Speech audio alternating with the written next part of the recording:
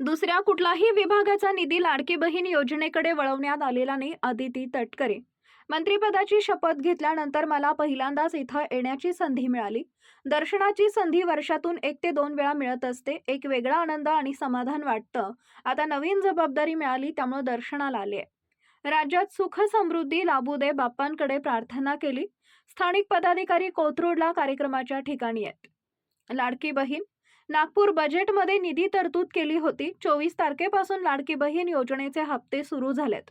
दुसऱ्या विभागाचा कुठलाही निधी लाडकी बहीण योजनेकडे वळवण्यात आलेला नाही. त्या विभागाचे मंत्री निधी पाहत आहेत. त्या विभागाचे मंत्री त्यावर काम करत आहेत.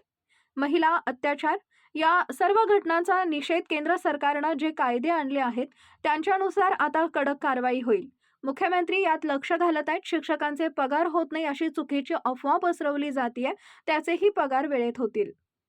बीड घटना. या घटनेबाबत निषेध व्यक्त केलाय. राज्याचे मुख्यमंत्र्यांनी याबाबत जी भूमिका अधिवेशनात मांडली आहे तीच आमच्या राज्याची सर्वांची भूमिका आहे. जर कोणी यावरून राजकारण करत असेल तर दुर्दैवी आहे. पालकमंत्री.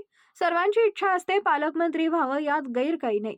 याबाबत मुख्यमंत्री निर्णय घेतील. आमचे सहकारी भरत गोगावले इच्छुक आहेत. इच्छुक असणं पालकमंत्री पदासाठी गैर नाही. याबाबतचा निर्णय वरिष्ठ पातळीवर होतील.